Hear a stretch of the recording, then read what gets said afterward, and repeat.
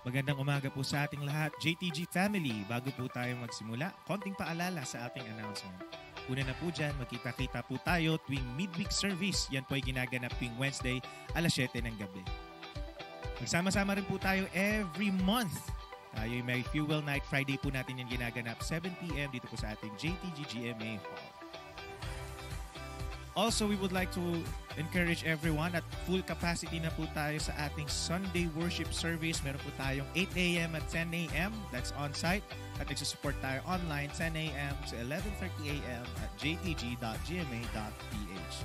And finally, we encourage everyone, sumali na kayo sa ating mga small groups. May 3 pamamaraan kung paano po tayo sasali. Meron po tayong Bible study group, discipleship group, at connect group. According to your age, we have youth, young adults, and men's and women's connect group. Simulan na po natin ang ating morning devotion. Muli, magandang umaga po sa lahat.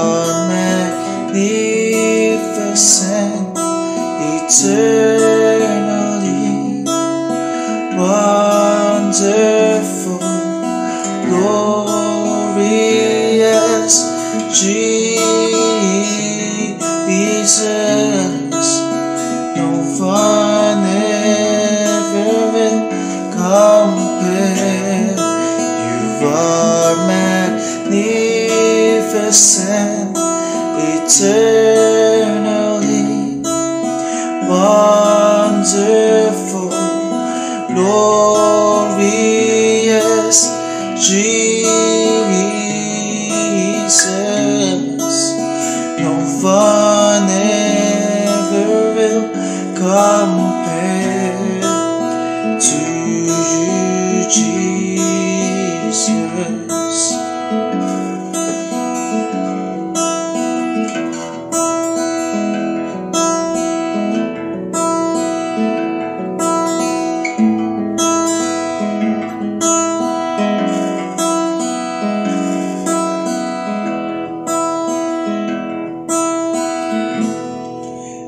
are magnificent, eternally wonderful, glorious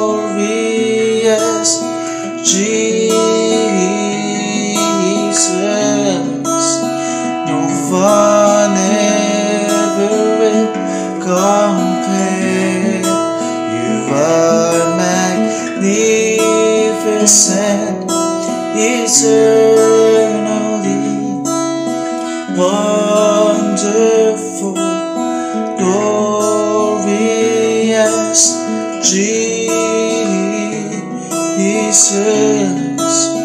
No one ever will compare to you,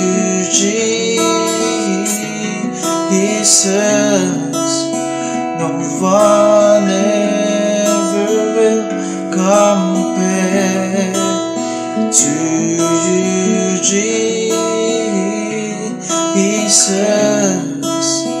No one ever will compare to you, Jesus.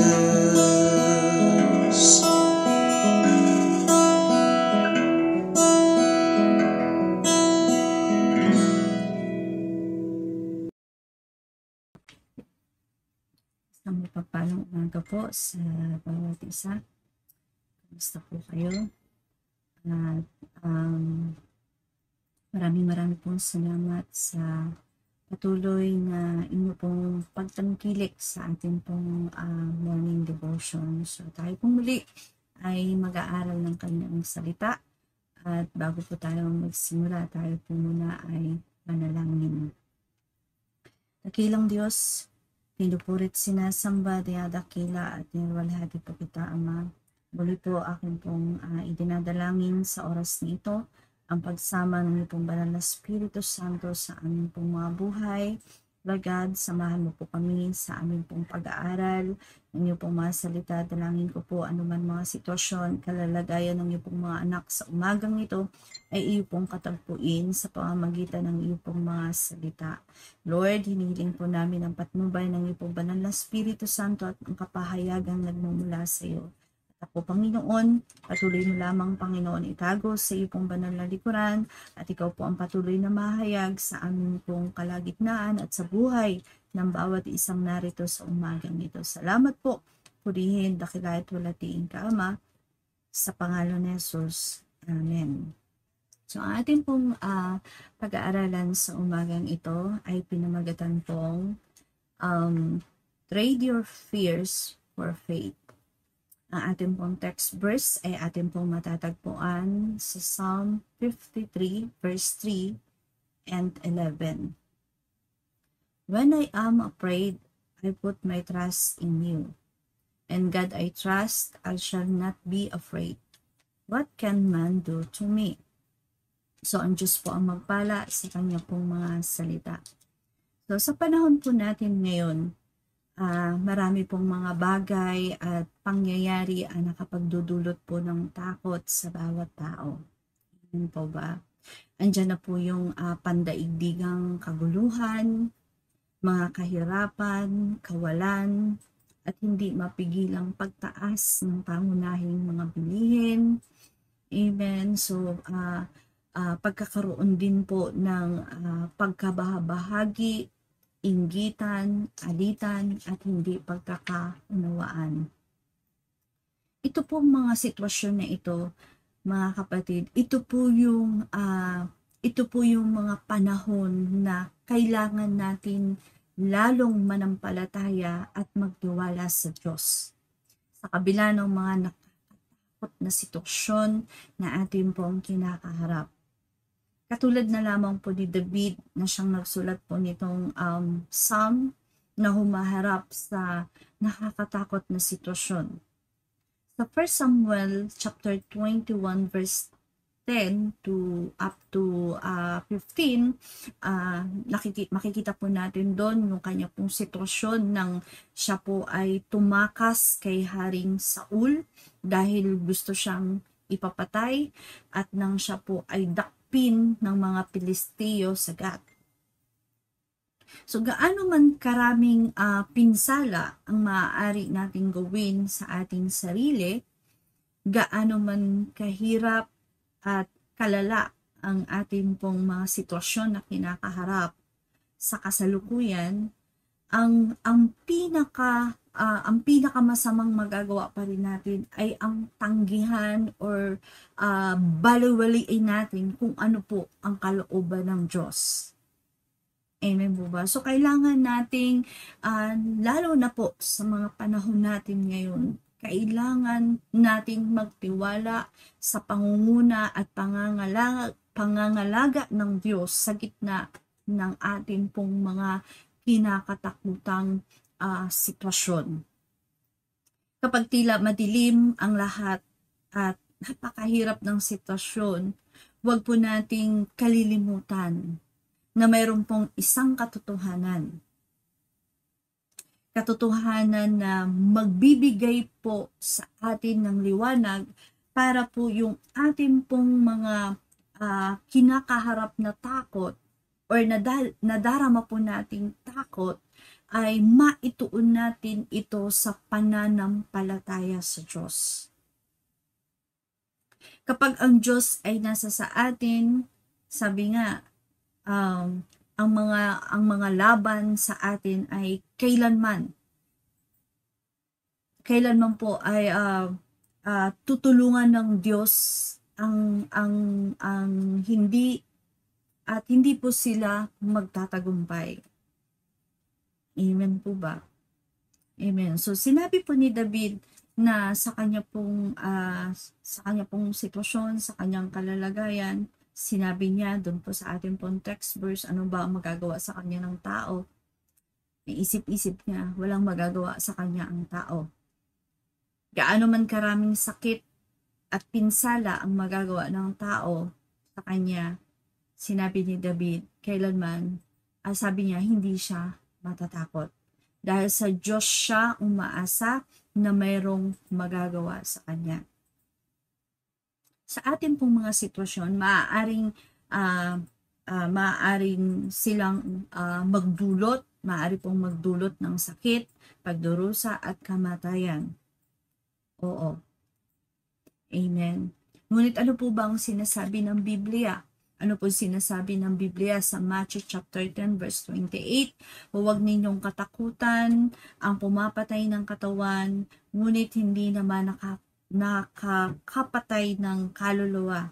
Sa halip, ang katakutan ninyo ay ang Diyos, na mayroong kakayahang pumuksa ng katawan at kaluluwa sa impyerno. So may kita po natin doon po sa ating pong konteksto, napakaganda po ng halimbawang ipinakita ni David. Kung paano niya hinarap ang kanya pong nadaramang takot. Dahil alam niya na ang tao na kumakalaban sa kanya ay walang kapangyarihang pumatay ng kanyang kaluluwa. Kaya yung nadarama niya pong takot ay mas tinuon po ni David yung kanya pong nadaramang takot, mas tinuon niya sa kanyang pananampalataya or pagtitiwala sa Diyos. Amen. So sa atin po, paano ba natin haharapin, paano ba natin ipagpapalit yung mga nadarama nating takot, paano ba natin ito papalitan ng pagtitiwala or pananampalataya sa Diyos? Una po, face fearful prospects. Harapin natin yung mga nakakatakot na pangyayari. Ano man ang mga pangyayari sa iyong buhay, bagamat sa tingin mo hindi mo kaya o wala kang kakayahang labanan ito, huwag kang matakot. Amen. So huwag po tayong matakot. Harapin po natin na meron pong pagpapakumbaba sa Diyos, magsumamo po tayo sa Diyos. Amen. So, sabi po sa mga awit 56 verse 1 to 2, ang sabi po dito, maawa ka, Panginoon, ako'y iyong kahabagan.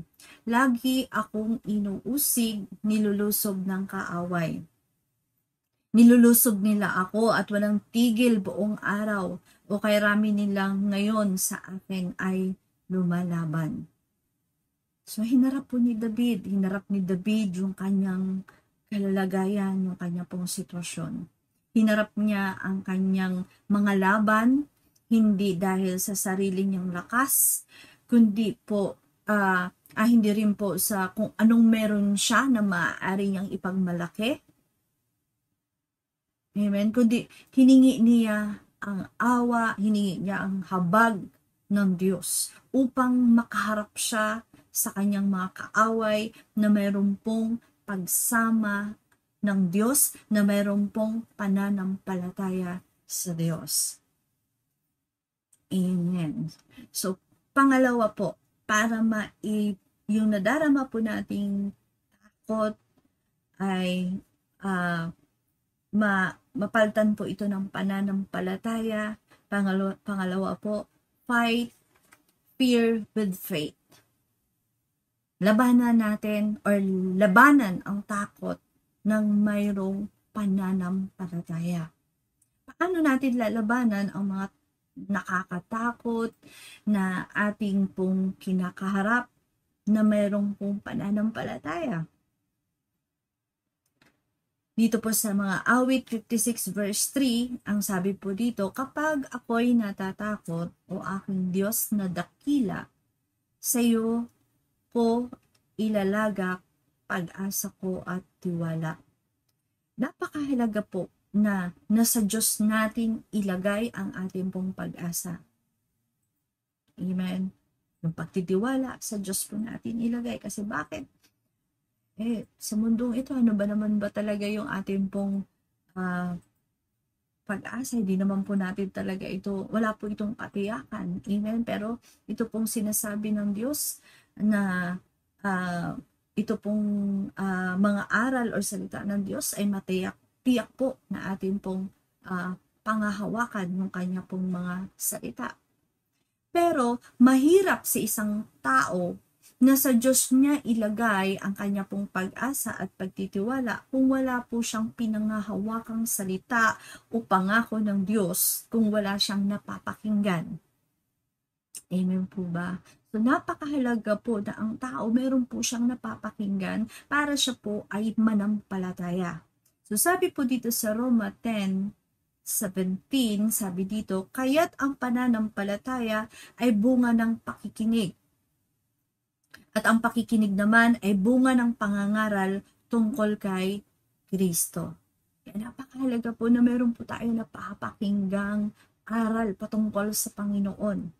Kasi doon lamang po tayo magkakaroon ng confident, doon lamang po tayo magkakaroon ng tapang. Amen. Ano man yung mga sitwasyon, kalalagayan natin, amen po ba, doon lang tayo magkakaroon ng mapayapang kaisipan or mapayapang puso kapag mayroon po tayo napapakinggang mga aral at salita na patungkol sa Diyos. Amen po ba? So, pangatlo po, faith fixed on God makes the fear of man flee. Ang pananampalataya po na nakatuon sa Diyos ay nagpapalaya sa atin sa takot. Mahalagang nakatuon ang ating pong pananampalataya sa Diyos. Dahil ito po yung magdadala ng kalayaan sa ating pong mga sitwasyon, sa ating pong mga kalalagayan. Awit 56 verse 11, lubos akong umaasat, may tiwala ako sa Diyos. Sa tao ring katulad ko, hindi ako matatakot. So ito po yung sinasabi po ni David, na lubos-lubos po yung kanyang pag-asa sa Diyos, kasi tinitiyak ni David na yung Diyos na yung Diyos na nangangako sa kanya, yung Diyos na sumasa kanya, alam niya na tutuparin ng Diyos yung kanyang mga pangako, yung kanyang mga salita. Kaya kailanman si David ay sa kanyang sitwasyon, sa kanyang mga laban, hindi niya kinakatakutan pagkos meron siyang tapang na harapin yung kanya pong sitwasyon, yung kanya pong kalagayan. Yun po yung katiyakan na meron talaga siyang tiyak na ugnayan sa Diyos or pakikipag-ugnayan sa Panginoon. Amen. Roma 5 verse 1, sapagkat napawalang sala na tayo sa pamamagitan ng ating pananampalataya at meron tayong mapayapang ugnayan sa Diyos sa pamamagitan ng ating Panginoong Hesukristo. So yung pong yung bang tiyak talaga yung ating pong pakikipag-ugnayan sa Panginoon, may tiyak ang relasyon sa Panginoon. Amen. Talagang sa pamamagitan ng ating Panginoong Hesukristo na tayo po ay nagkakaroon po ng pananampalataya sa Kanya sa pamamagitan ng ating Panginoong Kristo. Meron tayong mapayapang ugnayan sa Diyos dahil sa ating Panginoong Hesukristo. Amen. So nakakatiyak tayo na yung bang meron tayong nagbibigay ng kapayapaan or tumutugon sa ating pong mga sitwasyon, sa ating pong mga kalagayan. Amen. So sabi nga na nandyan ang banal na Espiritu Santo para magpa-remind sa atin, nagpapaalala sa atin ng mga pangako at mga salita ng Diyos. Sabi sa John 14 verse 26-27, ngunit ang patnubay, ang Espiritu Santo na isusugo ng Ama sa pangalan ko, ang siyang magtuturo sa inyo ng lahat ng bagay at magpapaalala ng lahat ng sinabi ko sa inyo. Verse 27, kapayapaan ang iniiwan ko sa inyo, aking kapayapaan ang ibinibigay ko sa inyo. Hindi ito katulad ng kapayapaang ibinibigay ng mundo.